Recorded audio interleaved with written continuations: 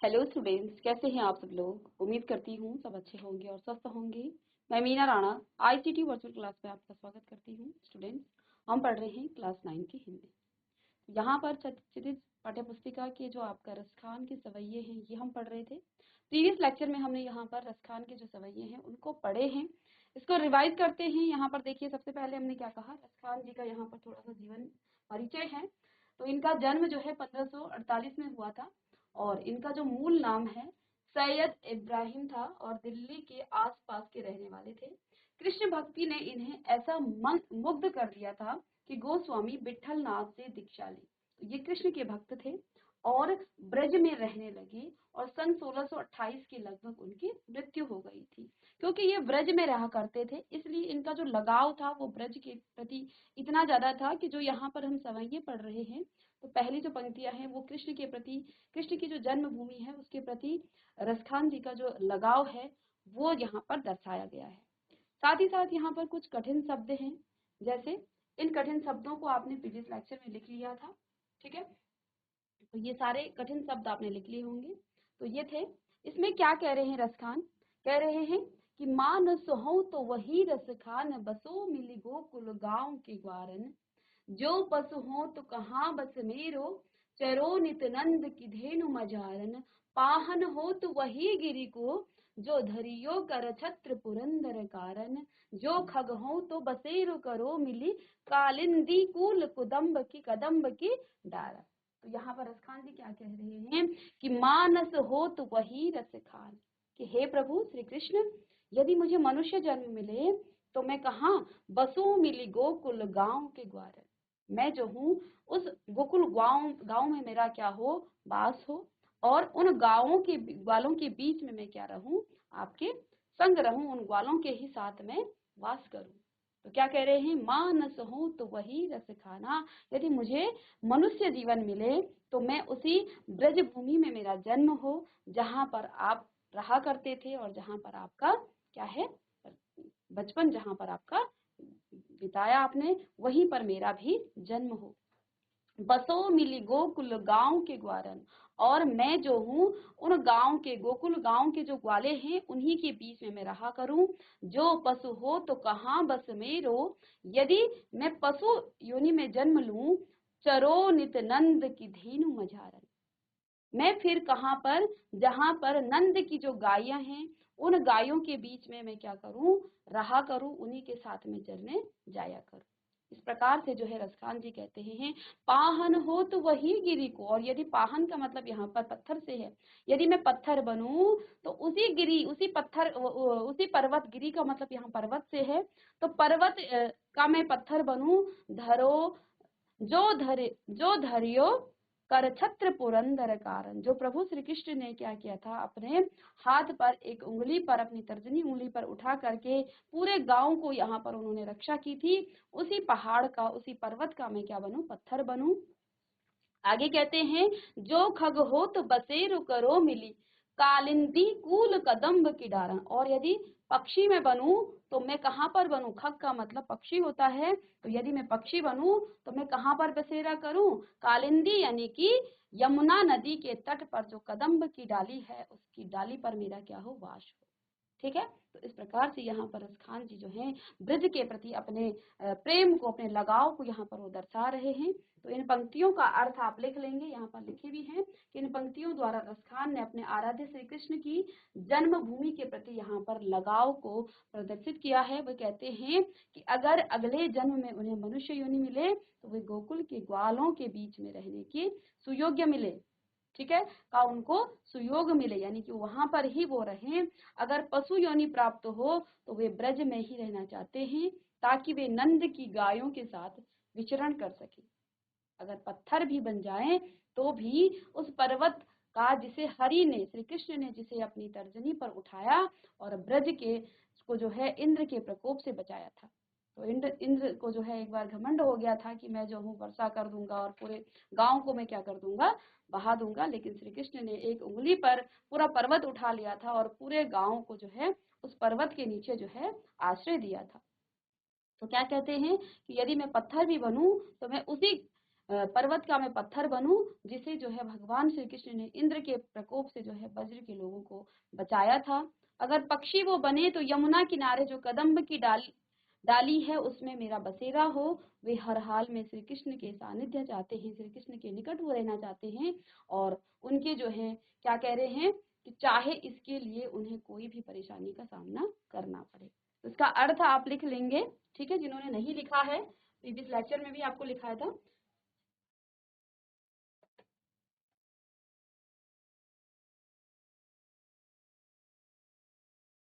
चलिए नेक्स्ट पंक्तियों में क्या कहते हैं, या लकुटी अरुकामरिया पर राजती हूँ पुरु को तज डारो। या लकुटी अरुकामरिया पर राजती हूँ पुरु को तज डारो। आठहु सिद्धि नवो निधि को सुख नंद की धेनु चराए विसारो। रसखान कबो इन आखिन सो ब्रज के बनत बाग तड़ाग निहारो। कौटिक हूँ कल धौत के घाम करील के कुंजन ऊपर वारो। यहाँ पर क्या कह रहे रसखान कि यहाँ रसखान कहते हैं कि ग्वालों की जो लाठी और कंबल के लिए अगर उन्हें तीनों लोगों का राज त्यागना पड़े तो भी वे त्याग देंगी।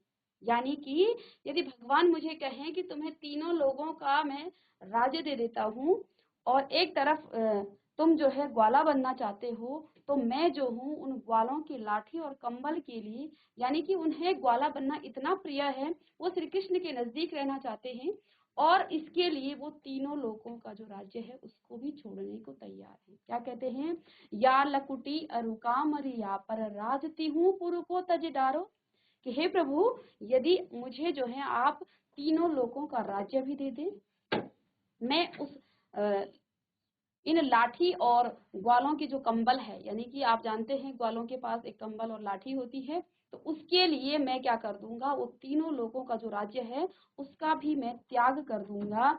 यहाँ पर क्या कह रहे हैं, आठहु सिद्धि नवो निधि को सुख नंद की धेनु चराए विसारो। यदि आप मुझे क्या दे दें, आठों सिद्धि और 9 निधियों का भी सुख छोड़ने के लिए मैं तैयार हूँ। किसके लिए, नंद की धेनु चराए विचारो। या क्या कहते हैं कि मैं जो हूँ नंद जी के जो गाय के बीच में मैं रहना चाहता हूँ, इसके लिए आप मुझे आठों सिद्धि और 9 निधि का सुख भी दे दी, उन सभी सुखों का मैं त्याग करने को तैयार हूँ, छोड़ने को तैयार है। ठीक है, आगे कहते हैं, रसखान कबो इन आखिन सो, रसखान कबो इन आखिन सो ब्रज के बन बाग तड़ाग निहारो। फिर आगे क्या कहते हैं कि वे अपनी आंखों से ब्रज के वन, बागों और तालाबों को जीवन भर निहारना चाहते हैं। वे ब्रज की कांटेदार झाड़ियों, आगे क्या कहते हैं, कोटिक हूँ कल धौत के घाम करील के कुंजन ऊपर वारहूं। यानी कि वे ब्रज के जो कांटेदार झाड़ियां हैं उनके लिए भी सोने के 100 महलों को भी वो क्या कर देते हैं, न्योछावर करने को तैयार है। तो इतना प्यार, इतना प्रेम जो है श्री कृष्ण के उस ब्रज भूमि जहाँ पर उनकी जन्म भूमि है, उस भूमि पर जो है यहाँ पर रसखान जी बता रहे हैं, और यहाँ पर अपना प्रेम जो है जता रहे हैं इन लाइनों में कि या लकुटी अरुकामरिया पर राजती हूँ पुर को तज डारहूं। आठों सिद्धि नवो निधि को सुख नंद की धेनु चराए विसारो। रसखान कबो इन आखिन सो ब्रज के बनवाग तड़ाग निहारो। कौटिक हूँ कल धौत के घाम करील के कुंजर ऊपर वारो। कि हे प्रभु यदि आप मुझे ये कहें कि नहीं तुम ग्वाले मत बनो, तुम्हें मैं जो हूँ तीनों लोगों का राज्य दे देता हूँ, तो मैं उसका भी परित्याग कर दूंगा। आप मुझे ये कहें कि मैं तुझे आठों सिद्धि और 9 निधियों का मैं सुख देता हूँ, मैं उसका भी त्याग करने को तैयार हूँ। बस मेरी आंखें तो जो ब्रज भूमि की जो तालाब हैं, वन हैं, बाग हैं, इनको निहारने के लिए मेरी आंखें क्या हैं, तरस रही हैं, और मैं जो हूँ क्या कर रहा हूँ, इन ब्रज की कांटेदार झाड़ियों के लिए जो है 100 सोने के महलों को भी मैं न्योछावर कर देना चाहता हूँ। इस प्रकार से जो है यहाँ पर रसखान जी जो है ब्रज की भूमि पर इतना प्रेम वो यहाँ पर इन लाइनों पे वो दिखा रहे हैं और जता रहे हैं कि इतना प्रेम है उन्हें श्री कृष्ण की जन्मभूमि से। तो इस लाइनों में आप इनको जल्दी से इसे लिख लेंगे। आगे क्या कहा, मोर पखा सिर ऊपर राखे हूँ, गूंज की माल गरे पहिरोगी, ओढ़ पितंबर लय लकुटी बन गोधन, गबरनी संग फिरोंगी। आगे कहते हैं, वो ही भगतो वो ही मेरो रस खानी सो, तेरे कहे सब स्वांग करूंगी, या मुरली मुरली धर की, अधरान धरूंगी। आगे क्या कहते हैं, इन पंक्तियों में श्री कृष्ण जो हैं, गोपियों की श्री कृष्ण का प्रेम पाने की इच्छा और कोशिश का यहाँ पर वर्णन किया गया है। श्री कृष्ण गोपियों को इतने रास आते हैं कि उनके लिए वे सारे स्वांग करने को तैयार हैं। गोपियां कहती हैं कि वे सिर के ऊपर मोर पंख रखेंगी और गुंजों की माला भी पहन लेंगी, पीले वस्त्र भी वो धारण कर लेंगी और गायों और ग्वालों के संग भी वो वन वन में भ्रमण कर लेंगी। किंतु क्या कहती हैं कि वे मुरलीधर के होठों से लगी हुई ये बांसुरी को अपने होठों से नहीं लगाएंगी। यानी कि जो गोपियां थी वो मुरली को अपनी सौतन समझती थी। आपने कई बार देखा होगा, क्योंकि श्री कृष्ण ने जो है हर बार हर दम जो है 24 घंटे उनके पास जो है आपने मुरली देखी होगी, इसलिए वो क्या कहते थी कि ये जो है मुरली हमें जो है ऐसा लगता है जैसे कि हमारी सौतन होगी। इसलिए वो क्या कहते हैं कि आपको पाने के लिए ही श्री कृष्ण हम अपने सिर पर मोरों की जो पंख है उसको भी रख लेंगे, गुंजों की माला भी पहन लेंगे, पीले वस्त्र को धारण कर लेंगे और वनों में गायों और ग्वालों के संग जो है हम वन वन भ्रमण कर लेंगे, फिर लेंगे, किंतु मुरलीधर के जो होठों से लगी बांसुरी को हम अपने होठों से नहीं लगाएंगे।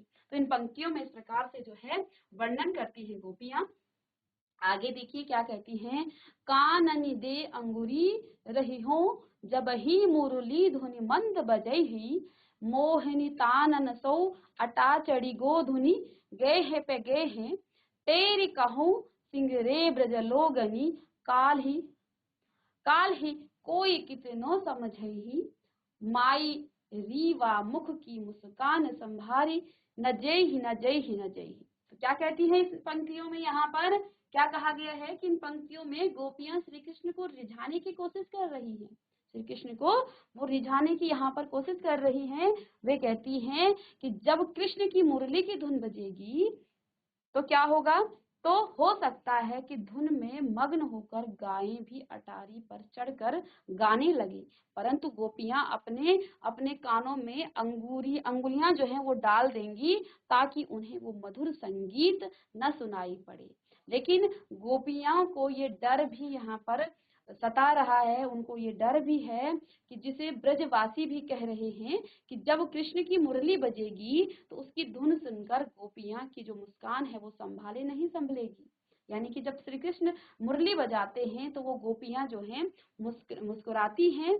तो क्या कहते हैं कि अगर हमने गलती से भी वो धुन सुन ली तो हमारी जो मुस्कान है, जो खुशी है हमारे अंदर, हमारे चेहरे पर वो झलक जाएगी और उस मुस्कान से जो है उनको पता चल जाएगा कि वे श्री कृष्ण से कितना प्रेम करती हैं और कितने प्रेम में वो डूबी है। ठीक है, तो सभी गोपियां यहाँ पर क्या कहती हैं कि जब कृष्ण जो है क्या करेंगे, मुरली बजाएंगे तो हम अपनी जो कान है, कानों में अपनी उंगलियां डाल देंगे, क्योंकि अगर हमने वो सुन लिया तो फिर हमारी मुस्कान निकल जाएगी। क्योंकि ब्रजवासी कहते हैं कि गोपियां श्री कृष्ण से जो है प्रेम करती हैं, तो यदि हम मुस्कुरा गए तो उनको पता चल जाएगा कि श्री कृष्ण से ये सचमुच जो है प्रेम करती है। तो इन पंक्तियों में यहाँ पर ये बातें यहाँ पर बताई गई हैं। आगे देखिए, चलिए, तो ये आपके रसखान जी के सवैये थे, ये हमने कर लिया है। अब इस पर बेस जो आपने पहले हमने प्रश्न उत्तर भी लिख लिए हैं, इन पर बेस हम कुछ क्वेश्चन आंसर करेंगे, यहाँ पर प्रश्न उत्तर यहाँ पर करेंगे। ठीक है, चलिए,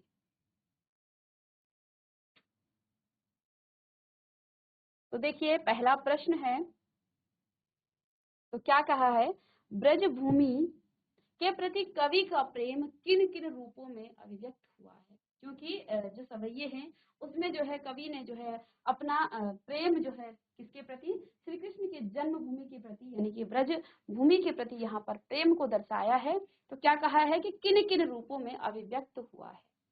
कवि को ब्रज भूमि से गहरा प्रेम है और वह इस जन्म में भी नहीं, अगले जन्म में भी ब्रज का ही क्या करना चाह रहे हैं, ब्रज भूमि का ही वासी बने रहना चाहता है।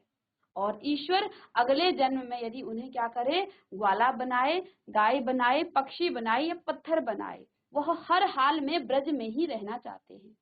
तो वह ब्रज में जो है वन, बाग, सरोवर और करील कुंजों पर अपना जो है सर्वस्व न्यौछावर करने को तैयार है। क्योंकि लास्ट में क्या कहा कि यदि भगवान मुझे चारों क्या दे दे, पूरा राज दे दे, तीनों लोगों का राज भी दे दे, मैं जो हूँ उन ग्वालों के कंबल और लाठी पर उसे न्यौछावर कर दूंगा। 100 सोने के जो महल हैं उनको मैं, वहां के जो कांटे हैं, वो झाड़ियां हैं, उन पर मैं न्यौछावर करता हूँ।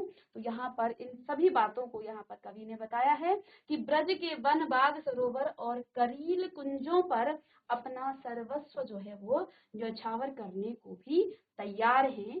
कौन? कवि। ठीक है, इसको आप लिख लेंगे। तो क्या क्या वो यहाँ पर बता रहे हैं, किन किन रूपों में उन्होंने अपना प्रेम जो है यहाँ पर अभिव्यक्त किया है, कि वो जो है क्या कहते हैं कि यदि मुझे अगले जन्म में पत्थर, मनुष्य या पशु पक्षी कुछ भी बनाए, वो सब जो है ब्रज में ही मैं रहूं, पत्थर बनूं, तो उस पत्थर का, उस पहाड़ का मैं, उस पर्वत का मैं पत्थर बनूं जो श्री कृष्ण ने जो है क्या किया था, अपने उंगली पर उठाया था, उसका मैं पत्थर बनूं। पक्षी बनूं तो यमुना किनारे जो कदम्ब की डाली है उस पर मेरा बसेरा हो। और यदि मैं मनुष्य बनूं तो कृष्ण के जो ब्रजवासी का मैं क्या बनूं, एक मनुष्य बनूं, ताकि मैं उन ग्वालों के बीच में रह सकूं। और पशु बनूं तो मैं उन गायों के बीच में जो है मेरा वास हो। तो इस प्रकार से यहाँ पर इन सभी बातों को कवि ने यहाँ पर बताया है। दूसरा प्रश्न है, कवि का ब्रज के वन, बाग और तालाब को निहारने के पीछे क्या कारण है, क्यों वो निहारना चाहते हैं? क्या कहा था लास्ट में कि कवि ने क्या कहा कि यदि आप मुझे 100 सोने के महल भी दे दें, लेकिन मैं जो हूँ इनको देखने के लिए जो है सब कुछ इस पर न्यौछावर करने को तैयार हूँ। तो क्या कहते हैं, कवि का ब्रज के वन और बाग और तालाब निहारने का कारण यह है कि वह इन सब से श्री कृष्ण का जुड़ाव महसूस करता है। कवि श्री कृष्ण का अनन्य भक्त है और अपने आराध्य से जुड़ी वस्तुएं उसे शांति और आनंद की अनुभूति कराती है। तो कवि क्या कहते हैं, क्योंकि वहाँ के जो वन हैं, बाग है और तालाब हैं, उनको ही वो निहारना चाहते हैं, क्योंकि जो है वो सभी श्री कृष्ण से जुड़े हुए हैं। श्री कृष्ण वहाँ रहा करते थे और वो सभी जो है श्री कृष्ण से जुड़े हुए हैं। वो भगवान के इतने अनन्य भक्त हैं कि वो उन्हीं से जुड़े रहना चाहते हैं। ठीक है, तो वो अपने आराध्य से जुड़ी वस्तुओं को भी वो क्या करते हैं, अपने इतना प्रेम करते हैं। ठीक है, इसलिए जो है वो उन वस्तुओं को देखकर, उन वन, बाग और तालाब को देखकर, उनको निहार कर उनको शांति और आनंद की अनुभूति होती है। ठीक है, आगे देखेंगे नेक्स्ट प्रश्न। चलिए, तीसरा प्रश्न है,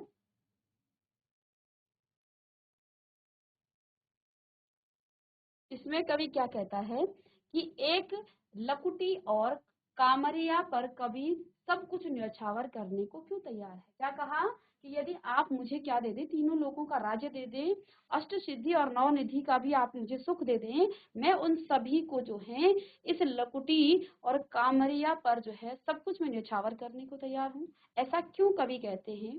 तो कवि के लिए सबसे महत्वपूर्ण है कृष्ण। इसलिए कृष्ण की जो है एक एक चीज उनके लिए महत्वपूर्ण है। यही कारण है कि वह कृष्ण की लाठी और कंबल के लिए अपना सर्वस्व न्यौछावर करने को तैयार है।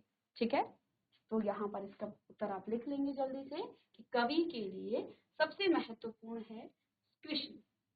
ठीक है, इसलिए जो है कृष्ण की एक एक चीज उनके लिए महत्वपूर्ण है। यही कारण है कि वह कृष्ण की लाठी और कंबल के लिए अपना सर्वस्व क्या कर रहे हैं, यहाँ पर न्यौछावर करने को तैयार है। सखी ने गोपी से श्री कृष्ण का कैसा रूप धारण करने का आग्रह किया था, अपने शब्दों में वर्णन कीजिए। तो सखी ने गोपी से कृष्ण का ठीक वैसा ही रूप धारण करने का आग्रह किया था जैसा कृष्ण दिखते हैं। क्या कहा था कि उनके लिए, जैसे श्री कृष्ण के सिर पर जो है क्या रहता है, मोर पंख रहता है, तो क्या कहा था कि हम जो है अपने सिर पर मोर पंख को भी रख लेंगे, गुंजों की माला भी हम पहन लेंगे और पीले वस्त्र को भी हम क्या कर लेंगे, पहन लेंगे। ठीक है, और हाथ में लाठी लेने का उन्होंने आग्रह किया था। और अंत में क्या कहा था, लेकिन हम श्री कृष्ण की जो होठों पर जो मुरली रखी होती है, उस मुरली को हम कभी भी अपने होठों पर धारण नहीं करेंगे। तो क्या कहा, सखी ने यहाँ पर ठीक वैसा ही रूप धारण करने का आग्रह किया था जैसा कृष्ण दिखते हैं। कैसे दिखते हैं कृष्ण, जिनके सिर पर मोर मुकुट होता है, गले में उनकी गुंजों की माला होती है, पीले वस्त्र वो पहनते हैं, और लाठी लेने का यहाँ पर आग्रह किया गया है। तो इस प्रकार का रूप ही रखने को सखी ने क्या कहा कि हे सखी, हम श्री कृष्ण के प्रेम में मोर पंख को अपने सिर पर रख लेंगे, इसके बाद हम जो है गुंजों की माला को भी पहन लेंगे, पीले वस्त्र भी हम धारण कर लेंगे, लेकिन हम जो है श्री कृष्ण की जो मुरली है उसको हम अपने होठों पर कदापि नहीं रखेंगे।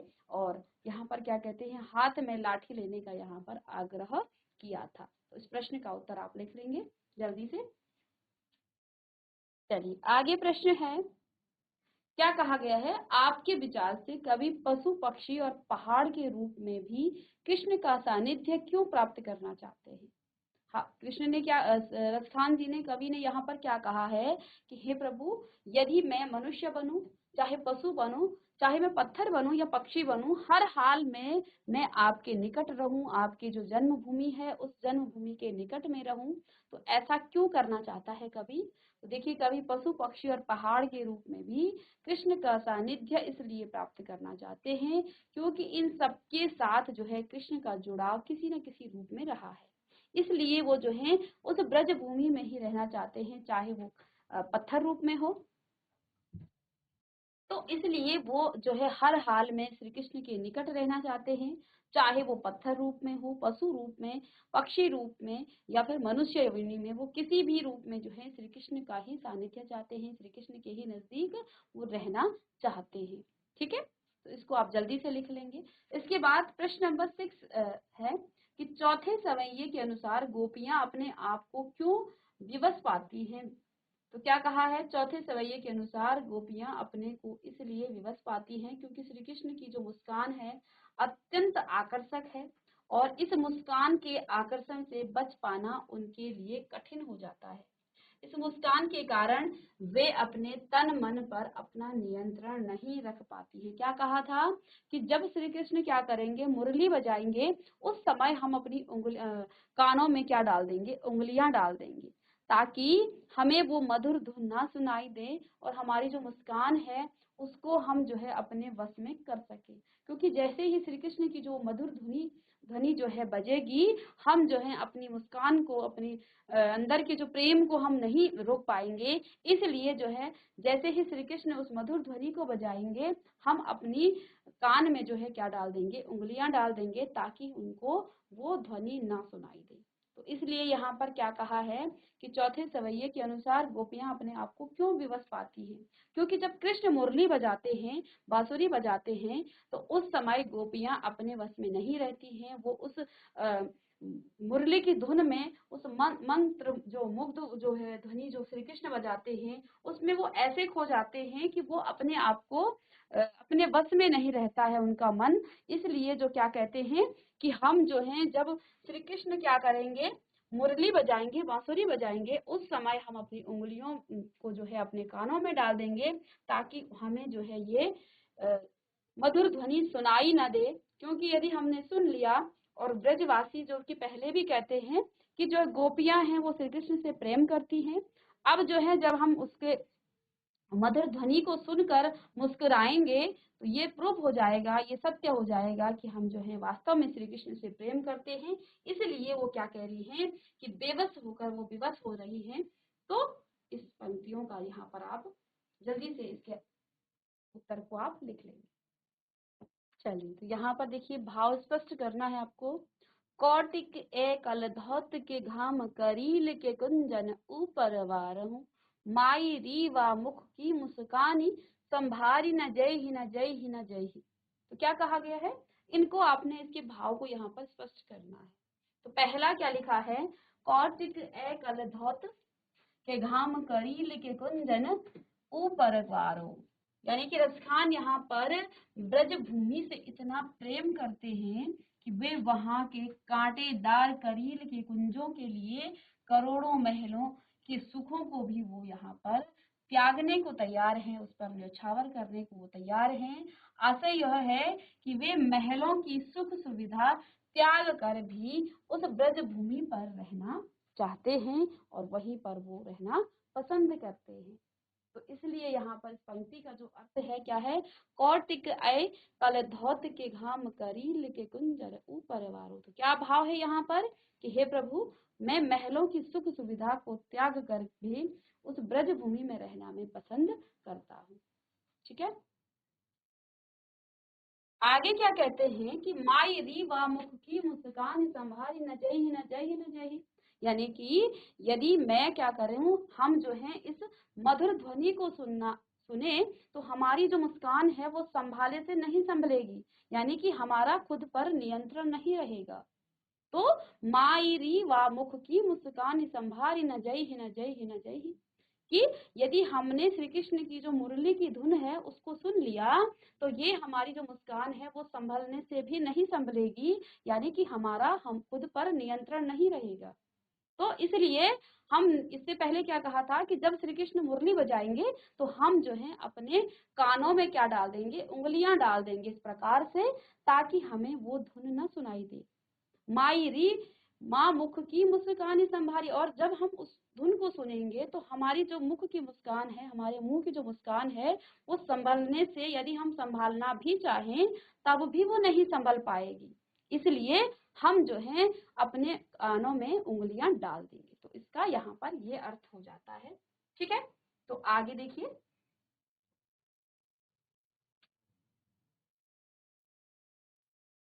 तो यहाँ पर क्या कहा है कि कालिंदी कुल कुदम्ब की डारन में कौन सा अलंकार है। ठीक है, तो यहाँ पर देखिए, मैं यहाँ पर क की क और क, ये देखिए क वर्ण की आवृत्ति के कारण यहाँ पर अनुप्रास अलंकार है, क्योंकि जहाँ पर बार बार किसी क्या होती है, वर्ण की आवृत्ति होती है, तो उसे हम क्या कहते हैं, अनुप्रास अलंकार कहते हैं। ठीक है, इसको आप लिख लेंगे।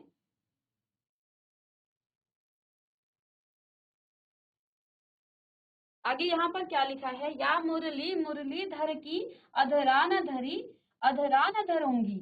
तो इसमें जो है आपको क्या बताना है, काव्य सौंदर्य इसका स्पष्ट करना है। तो इसमें यमक अलंकार का सौंदर्य है, और मुरली मुरलीधर में क्या है, सभंग यमक यमक है, और अधरान धरी में सभंग यमक यहाँ पर है, और अलंकार आपको हम ग्रामर में पढ़ाएंगे। ठीक है, यदि आपने पढ़ लिया अच्छी बात है, नहीं तो हम जब ग्रामर का व्याकरण का पोर्शन स्टार्ट करेंगे वहां पर हम अलंकार आपको सिखाएंगे कि अलंकार क्या होते हैं। ठीक है, चलिए यहाँ पर देखिए, रचना और अभिव्यक्ति से एक प्रश्न है कि प्रस्तुत समयों में जिस प्रकार ब्रज के प्रति प्रेम अभिव्यक्त हुआ है, उसी तरह आप अपनी मातृभूमि के प्रति अपने भावों को, मनोभावों को, अपने मन के जो भाव हैं उनको आप क्या करना है, आपको अभिव्यक्त करना है। तो इसको आप स्वयं करेंगे। आपके जहां भी आप रहते हैं, जो भी आपकी मातृभूमि है, उस मातृभूमि के प्रति आपका क्या प्रेम है, जैसे कि यहाँ पर रसखान जी ने अपने सवैयों में ब्रज भूमि के प्रति प्रेम यहाँ पर जताया है, ऐसे ही आप भी अपनी मातृभूमि जहाँ आप रहते हैं उसके प्रति अपना प्रेम आप यहाँ पर लिखेंगे। आगे देखिए, रसखान के इन सवैयों का शिक्षक की सहायता से कक्षा में आदर्श वाचन कीजिए, और साथ ही किन्हीं दो सवैयों को कंठस्थ भी आपको करना है। तो ये आप कर चुके हैं, ये हम पहले ही कर चुके हैं। ठीक है, हमने 2 दिन इसको पढ़ा है, इसका अर्थ भी जाना है, तो ये भी हम कर चुके हैं। ठीक है, साथ ही साथ यहाँ पर कुछ आपके लघु उत्तरीय प्रश्न हैं। अब हमने क्योंकि सारे सवैयों का आपको अर्थ बताया है, तो उन प्रश्नों को आप अपने स्वयं कर सकते हैं, ये आपका होमवर्क क्वेश्चन रहेगा। ठीक है, बाकी आप इसको घर में जाकर इसको याद कीजिए, इसको पढ़िए, और इसके अर्थ को भी अपनी नोटबुक में लिखिए। तो मिलते हैं नेक्स्ट लेक्चर में, तब तक के लिए thank you and have a nice day.